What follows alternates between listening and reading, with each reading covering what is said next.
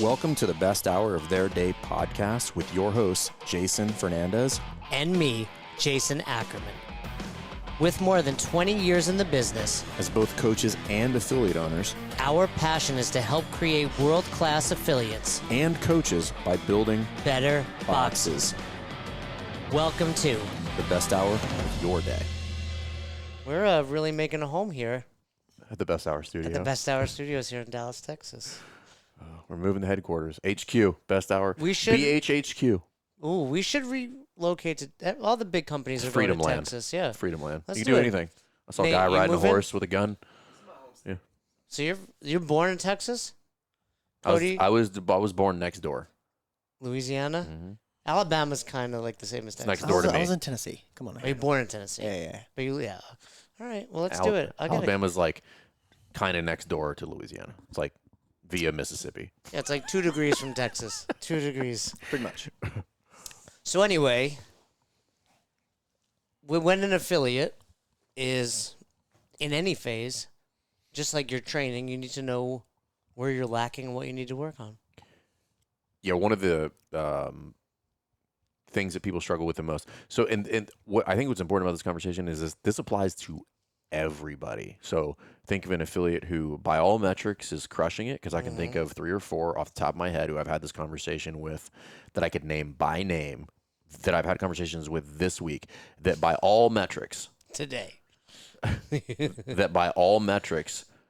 most affiliate owners would kill to be these people, meaning like they're running great revenue numbers, their staff is getting bigger, things are going well, things are going smooth, all cylinders are firing, right? And they're like, what do I do?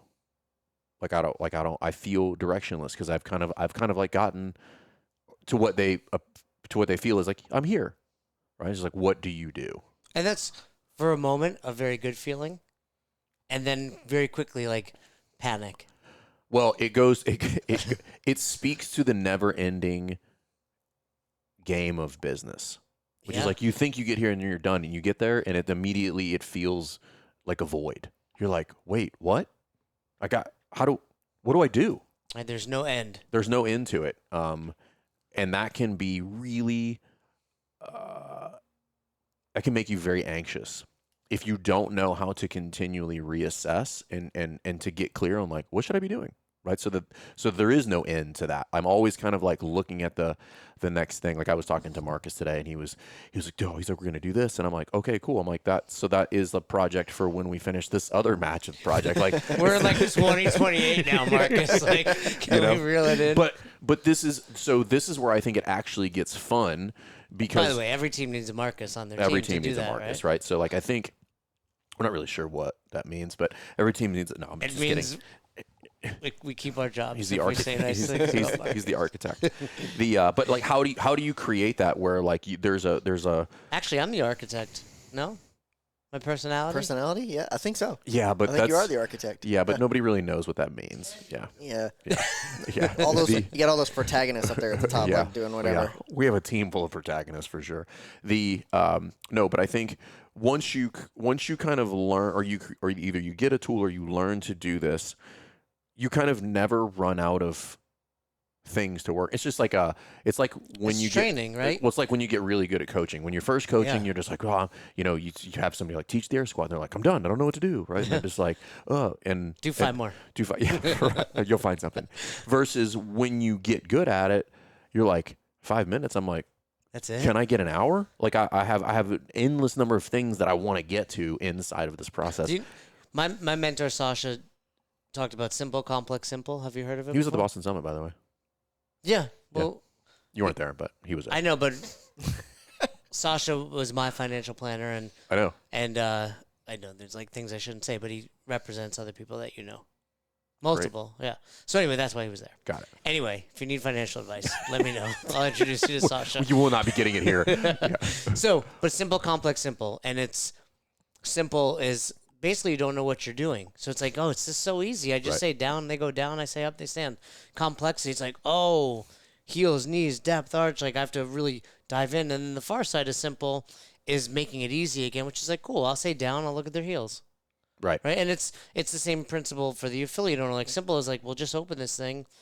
Then the complexity is, oh, I've got a lot to do. But then when you get to the far side of complexity, where it's like it's easy again if I just know where to focus. Yeah. I think there's like a moment when you come off of the complex into simple that feels like, oh shit, like I have no direction now. But you know everything that needs to happen, and it's all about just one thing at a time. Well, this goes back to, some of the articles that Glassman that wrote when he's just like, hey, when you think you've mastered The basics. the basics, start over. And I forget the exact verbiage is, but like start over anew and relearn them. Yeah. And it's the same in the affiliate. So they're like, okay, things are going well. And I'm like, okay, what's going well? Okay.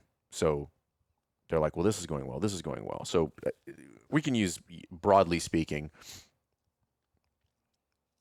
when affiliate owners at this point, I can make a handful of assumptions. Well, number one, that like they're pretty happy with their take-home pay, revenue's good, and there's no real fires in the gym. They're like, everything's going Minimal well. drama. No Minimal drama. Nothing's breaking. You're just like, all right, well, what do I do? And I'm like, okay, great. Which, by the way, I think affiliate owners need to strive to get there. That's the first that's the first Mount Everest you'll climb as an affiliate owner. Is like get to the point where like things are going well, right? Like I feel like I'm pretty good at this. And when one of our clients says that to me, I'm like, take a breath and enjoy this. Correct. It's like you worked. It's not an accident that you got there. Correct. And it's often multiple years. And then I find you have two types of affiliate owners. One who's like, oh, let's just go fuck everything up. Yeah, let's break everything. Yeah, I've been that one and too. That might be like, I'm gonna create new things and all these like. But then you have the other affiliate owners. You're intentionally making things complex because complexity has become the shiny object. Right. You're like, oh shit, like 2-a-days, right? You're like, no. No, that's we don't need to do 2-a-days, man. Right, we just needed to refine a couple of the training sessions we got throughout the week. Specialty classes come like, no. But then you have the other owner where it's like, all right, now like you're suggesting, where am I weak? Where can I go back and put some energy in and bring that up? So I'll give some more real-time examples of this, meaning these are conversations I've had within the past 5 to 7 days. And this is all part of like how we assess and how we start to get really laser focused on, regardless of where the box owner is, I can hone in. And what's funny is as I was taking people through the new variations of the 10 journal skills and the new variation money map and the vision, the spreadsheet or kind of like the algorithm that we built 100% of the time is spitting out the right answers. Meaning like we crafted the right series of questions with the right assessments and the right scoring, that as long as they answer those correctly and honestly, what I found is that as I'm having the conversation, because right I get on, I'm like, hey, tell me what thing, and then I'm like, cool. And I'm like, go to the bottom, I'm like, says exactly what you just told me that this is where we should go, is what you just told me that you wanted to work on. So it's really cool to see it work. And as I'm listening to them, I'm coming to the same conclusion. And I'm like, okay, this matches, right? So I can contextualize all of this. So for instance, if you have a gym owner who, I'll give a pretty common error. So gym owner who's like doing well, they're cranking, they want to continue to grow because they want to continue to invest in the team or whatever they want to do. And they're like, ads will come up. And again, I got no beef with ads, right? I think ads are a necessary skill for an advanced box owner. I'm considering doing that because I need to do more. And I'm like, oh, hold on. I want to see your log chain, right? I want to see what that looks like, because we may not need to do that, right? So in this version, they're like more advanced version of this thing, higher risk, more complex is the direction I need to go. And I'm like, or revisiting the basics and refining this, because what you're actually looking for is actually already available to you at no risk. Okay, so what I mean by that is gym's doing well. They're like, hey, I want to drive revenue up a little bit more. Like I want to bring on a second or maybe a third coach, right? In order to do that, this is my target metric, so I know I need to go. I'm like, great. So I'm like, I want to see your whole lead flow chain, right? So we've got spreadsheets that we build out for everybody, custom dashboards, all these other things, and they all plug into each other.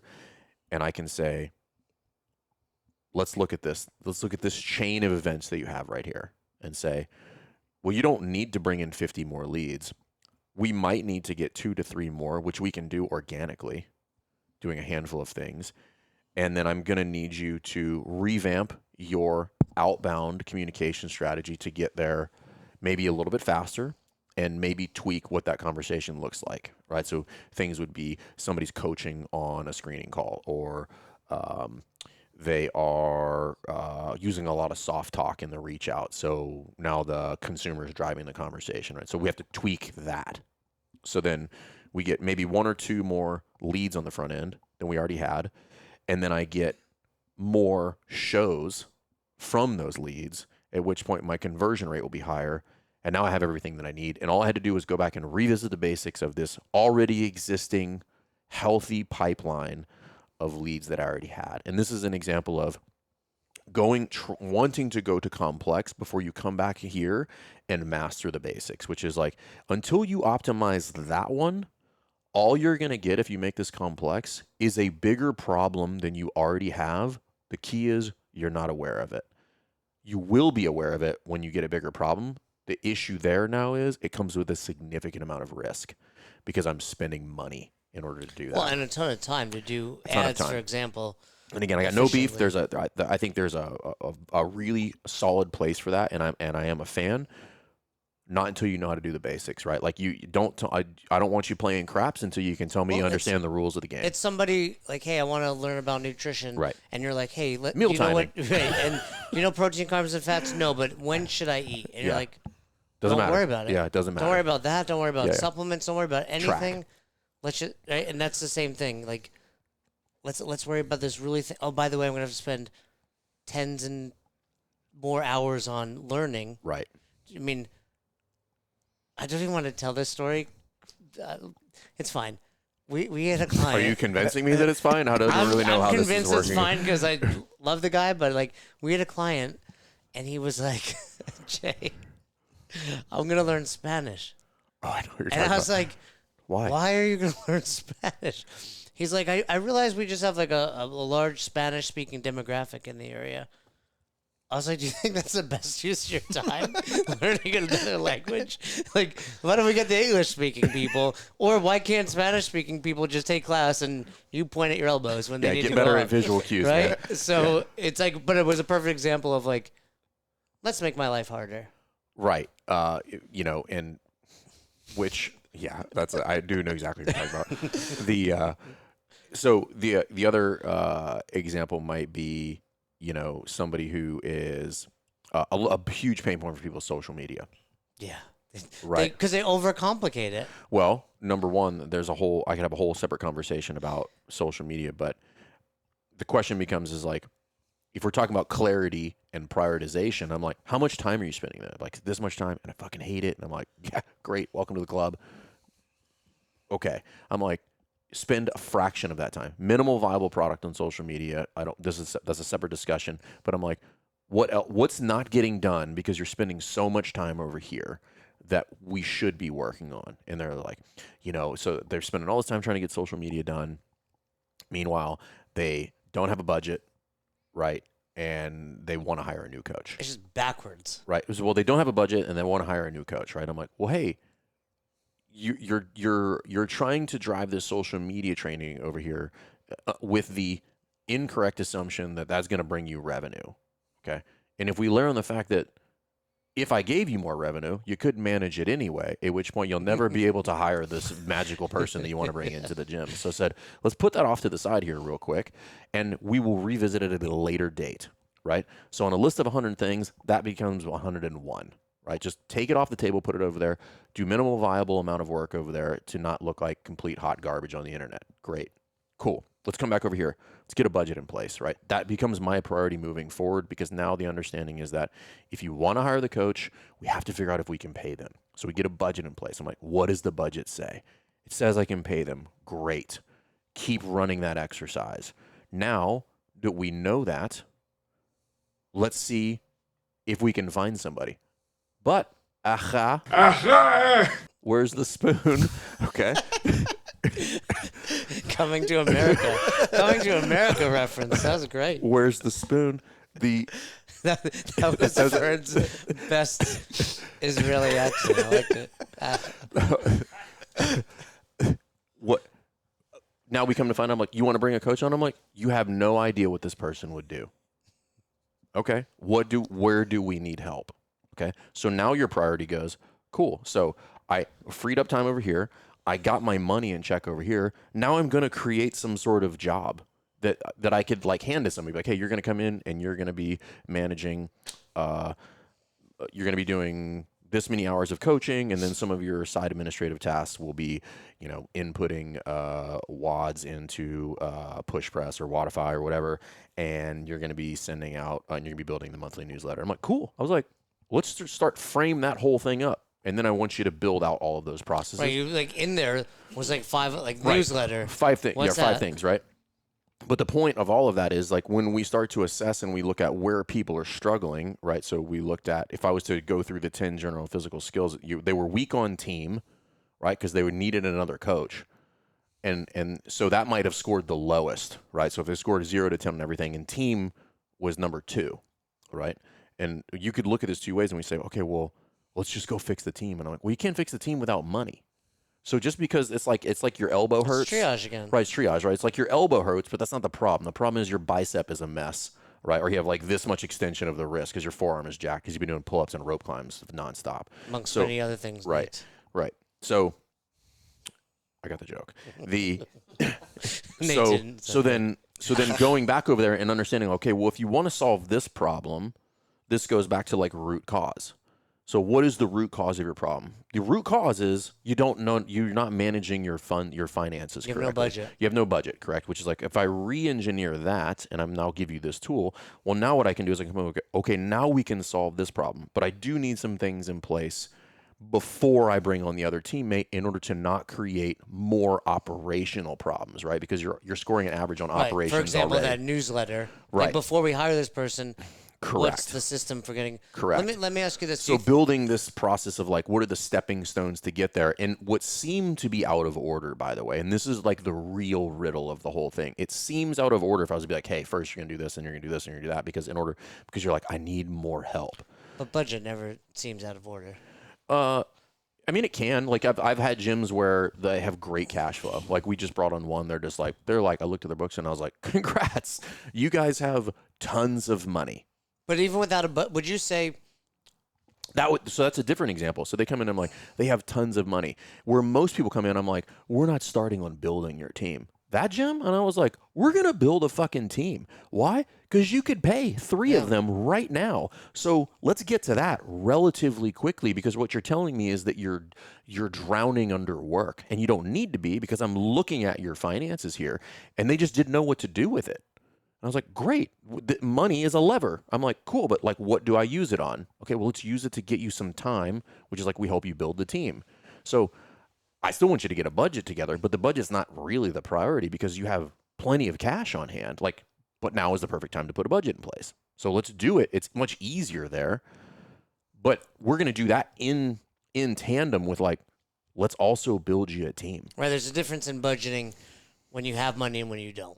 When you have it, you're just more categorizing it, make sure it's smart. It's a weird slippery slope. When you have money, you're less likely to budget because you have money, and when you don't But you're have also money, going to spend on things you don't need because of that. it doesn't matter. It's like paving. It's like you get slapped in the face either way. Meaning, like, I have a bunch of money. I'm like, I don't need to budget. I have a bunch of money. When you don't have any money, I'm like, why the fuck would I budget? I don't have any money. Yeah. It's just like either way, I find myself Right. like of justifying not budgeting. But both scenarios need a budget. You both need, right? Because the budget helps you solve the problem. But in that one, so that is one where I look at that and contextualize it, all of it. I'm like, oh, okay, well, you're weak here and you're weak here. Well, I can solve this one right now. So that's actually almost a formality. And now I can solve this problem over here. It's just like, oh, I don't need to worry about your mobility. Let's just widen up your squat stance. You have the mobility, right? Just move your feet from A to B, and now your torso will be more upright. Like, we get to skip all the mobility shit. Where somebody else's, I'm like, you have, 89-degree ankle dorsiflexion, which is like basically vertical shins no matter what. You're like, okay, that's not super helpful. Like we have to start there, or we have to do something in order to accommodate that, versus somebody who, you know, has everything they need. They just have no concept of where to put their feet. And I'm like, if you just widened up, everything changes in this position. So it is that whole triage thing. It's like, what can I move first in order to get the biggest return for the affiliate? And that's always what we're trying to figure out, is how do I take what, you know, it's like coaching, right? Meaning like when you're okay at coaching, it takes you 30 reps to get to the end state. You get really good at it, and it takes you 10. It's like, that's what we're trying to do. I'm trying to take what, you know, took us 12 months 3 years ago to do it in 6. And now I get 2 passes at it now. So I can get minimal viable product the first 6 months, and then I get like a second really good pass the second 6 months. And now you're running significantly faster inside of the machine because we did it in the right order. And at that point, it's going to be time to go back and revisit. Or you make really advanced versions of the thing. Well, I know. So there's a period of time at Albany CrossFit, so much money. With 500 members, and like, you're like, not like I'm rich, but like, just enough money. You should have been. There was that, but more like 500 members. But here's the issue. Even with poor prices back then, you were doing $50,000 a month. Like, point being, I was just letting anyone take the level 1, like we've talked about, and my staff was growing. And then you look around one day and you're like, I've got 30 people on this staff. No one's developing. No one's trying. They're all part-time, like very, very, very part-time. So you're giving up memberships. right. Right? And So it was you could like, have been 520. right. But it was, you know, it's a perfect example of how one part of the business, one skill, can either positively or negatively, because you'd be like, oh, too much money. How can that cause problems? I mean, quote, what, Puff Daddy, right? More money, more problems. More money, more problems. So you know, can see how that could happen. Yeah, and it's again, same thing if you look at scenarios where somebody's like their revenue is teetering and they're like, I need more members. It's like, well, you might need more members. You might not. But in some scenarios, I'm like, we could fix the problem you have right now with the current crop, because we look at your service suite and you have 87,000 discounts on there. And I'm like, we got 1 or 2 options. Preferably, I'm probably going to do both at the same time. I'm going to redesign your service suite for future clients, for net new members. Mm-hmm. But I'm also going to figure out, like, at what time are we going to fix this problem that we have? So I want to grow and fix the problem at the same time, because now let's just say you grew by 10%, but this also gave you a 10% bump. I'm up by 20% now. Yeah, or the classic, I'm capping classes. Why? I have no money. Oh, well, maybe it's because you're capping classes and you know you're limited to how many people are going to join. Or so again, same thing, which is that would be, so I'm capping classes, so that becomes like a kind of an operations thing. When I'm like, why are you capping classes? Well, you know, we want to provide a good service, and I'm like, well, what are you capping at? 10. I'm like, how big's your space? 3,500 square feet. Can I see a picture of that? Okay, cool. And they're like, well, people are complaining because of X, Y, or Z. And I was like, let's just oh, move so, this. well, I said, but that's not a logistics thing. We got to talk about your team and going back to like, how are we leveling up our coaching staff? I was like, you actually have all the opportunity here that you need. The bottleneck is your staff. They can't actually fulfill on the opportunities that you are getting right now. So we're just like, we don't need to do all this other bullshit. I need to fix your staff. They're not capable of coaching more than 10 people. I can fix that, right? In any number of ways I can fix that. So it's working through that checklist of figuring out like, where are they deficient? Because, and this is why I think we do this better than anybody else, because I still do this. Mm-hmm. Right? Like, I'm not saying like, oh, well, back in the day when I used to do this is what I do. Which is what I do. Right? You know? Cling to my glory days. Right? So I'm like, oh, I know exactly how that works. And I have a number of solutions for you that we could tee up. Like some that would be short term, which is like, hey, let's take a look at your programming. Like, don't program yourself into a problem. Like, hey, you know, if you did have a really small space, stop programming barbell work every day. Like, use a fucking dumbbell, man. One of the most common things, maybe not most common, but often is, you know, thinking about expanding. And then the same people that are considering expanding. I can think of no scenario. And I talked somebody out of it last week. So did I. And I'm like, hey, first of all, you've got like 5 classes on your schedule, and if they're all at capacity, which let's talk about what that means. Can we add a 6th? Can we add a 7th? Can we look at the programming? Can we look at the facility? There's almost all. Can we, at some point, what people don't take into account when they're going to expand is like, cool, your price is going to go up, and those same Dude. people are afraid to increase rates for people. I'm like, The- you're the one that's going to take the hit. Let me address the expanding thing right now. So the expanding, I can think of maybe one scenario. And this person was running in a facility in less than 1,000 square feet. Who just expanded, by the way. He's crushing. Who's this? What are you about to say? In Germany. You know who I'm talking about. Oh, yeah. Yeah. Crushing. Crushing. He just opened his new space. That's the only one I can think of. Legit space restrictions. I mean, under 1,000 He sent me the feet. video. I was like, you're right. Yeah. I was like, you can't fit any more than like 6 people in there. And I would say, like, we have a couple of, like, Ellie's close in Brooklyn. So some of those, right? But here's what I would tell you. The graveyard of dying affiliates is paved with the road of potential.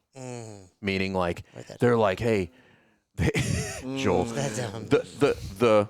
the graveyard of dying affiliates is paved with the road of potential, meaning like, hey, if I open this bigger facility, there's more potential for me to grow there. And I'm like, okay, potential is worth about as much as your advice. Not a whole lot. Okay. Okay. Well, and this goes back to the earlier creating problems. Creating problems, right? But so if you're thinking about expanding, here's what I can guarantee expanding will get you. 100% I guarantee expansion will get you is more risk. That's it.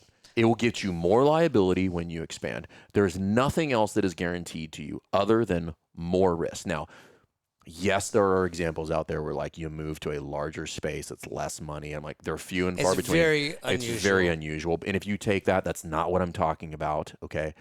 Most everybody else is like, if I go here, I'll get this. The answer, it's $2,000 more. It's $2,000 more, which again, you don't have. Well, their members aren't paying Right. premium rates. Right.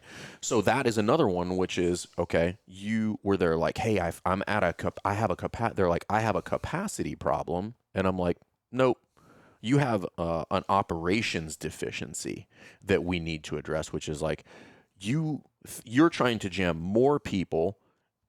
You could jam more people to that class if you wanted to. You just don't know how to do that. So that'd be the first problem. And let's just say that for whatever reason, you couldn't expand your class schedule. Sure. I don't know why you wouldn't do that, right? You But don't have enough coaches, or you're maximizing. But again, normal that times. also highlights Sure. like you don't have enough Team. coaches. I'm like, team, right? So you're going to move to a larger facility that requires more maintenance, where you're going to go to a larger class schedule, and you're currently having problems scheduling coaches on the coaching schedule. Listen, again, it's out of order, right? And this is where most affiliate owners will falter and fall down, because they go to step 5 when they should be on step 2. And I'm like, you got to go 1, 2, 3, 4, 5. Like you don't get to skip the steps. You might get a windfall of some success for a short period of time, but it will break in very short order. And because if you do get that windfall and you want to keep it, you need to have gone through steps 1, 2, 3, 4, and 5. And you need to have done them in the right order. Because when you go 1, 2, 5, you have to go back to 1 again. And going back to 1 sucks. Affiliate owners and coaches coach this when it comes to movement, mechanics, consistency, intensity. Dude. And that's essentially what they always skip. Affiliate owners want to go immediately to intensity. Yeah, they're like, you have poor mechanics that aren't done consistently. I always tell you, go faster, right? Hey, you want the recipe for injury? Here's what it looks like. Use more weight than you should, go faster than you should, and do it with poor technique. Like, that's the recipe for injury. You got this. I believe in you. And I would say there's a time and a place to expand if you're going to own a building, maybe. Of course, that is more risk, but that risk comes with reward. But I mean, again, that's balanced out with like, right. now I have an asset and like I'm hitting, but that's a different discussion. Very rarely is that coming up. So, but again, I think we have to figure out like, how do I assess, and then what do I figure out, like, where do I go first? And that's how we look at everybody that comes in, because no 2 affiliates that we work with do the exact same sequence, because they're not coming in at the same starting point. So I have to figure out, okay, well, based on your starting point, just like an athlete that walks in the door, like, where should I start you? Meaning, I'm probably not going to start somebody who's been around for a little bit in, hey, like, hey, let's work on your mission and your vision. I'm like, that's important. But like right now, you have some pretty glaring deficiencies that I can get really quick momentum on. And here's the cool thing about mission and the core values and vision statement. It's much easier to go through that exercise when shit's going well. Oh, yeah. So I'm like, I'm doing this with a bunch of people right now who are like, they're excited. They've It's just, like a great coaches meeting. they've kind of bridged the gap. They're on the other side of complexity and they're moving into simple. And I'm like, hey, right now is a perfect time to go back, and I want you to go through these exercises, and I want you to tell me if that shit still resonates with you. One of the favorite things I see with our I'm like, why now? And I'm like, because now's the perfect time to do it. Well, it's that. It's when they've done it once, and then a year later, they're doing so well. I'm like, hey, let's revisit this. Or Brand Heroes. Right. And they're like, people are psyched. Like, coach, Yeah. it's like, Yeah. because you are. Right. And now look at what you've created. Well, you've also created so much more space to really think about what it is that you want and what it is that you want to happen inside of the affiliate, which is hard to do if you're just putting out fires and you're not sure what's up from down and you're constantly dealing with drama and chaos. You're not going to get any sort of clarity in there. So you have to kind of go through that priority of like moving the Legos around and playing Tetris to figure out like what's the proper order here to get to the other side where like there's somewhat of a clear road in front of you. I'm like, cool. Now let's look up here for a little bit and get a lay of the land and make sure that we're still moving in the direction that we want to move so that we can get the outcome that we're looking for. And that's the really fun part. And that's the really cool part about what we built and what makes our job really easy now is like we built this and I'm like, cool, now I can apply context to it because I still know how all this shit works. And you can start to rack and stack those priorities to get people quick wins and create efficiency, because efficiency is the name of the game, right? Like make it easy. Okay. And that's really, really what we're looking for is like, I want you to get through this, but it's just like movement, right? I don't want you to have to pay $10 for something that costs $5. I want you to pay $5 for that. So how do we do that? We have to create efficiency within the plan. And that's really where we're putting a lot of time and energy is like, hey, we know we're really good at this. How do I make it faster? So. I love it. Come into Affiliate U, get your assessment. Mm-hmm. Yeah, if you want to get an assessment, we could probably. We're working on just ways for like people to just do one just to get an idea of like where they start. If you needed to do this on your own, or you wanted to just figure out like what should I be prioritizing, we'll have some tools for that. So be on the lookout. But if you guys want, obviously reach out. Cody, what was the coaches group you wanted us to talk about? It is the Best Hour of Their Day CrossFit Coaches Study Group. Yeah, Facebook. On Facebook. On Facebook. Get in that group. Tons of people in there. Lots of good feedback. Check out the knowledge. If you guys want to set up a call. But obviously the goal here is bigger, better, more impactful affiliates. And that means we got to do the basics a little bit better. Learn from our mistakes. Thanks for checking out this episode of the Best Hour of Their Day podcast. We appreciate you listening and choosing to have us help you in your passion for coaching and affiliate ownership. You can find more episodes just like this on all podcast platforms. If you're interested in learning more, you can reach out to us on any social media platforms, or you can visit www.besthouroftheirday.com to book a call.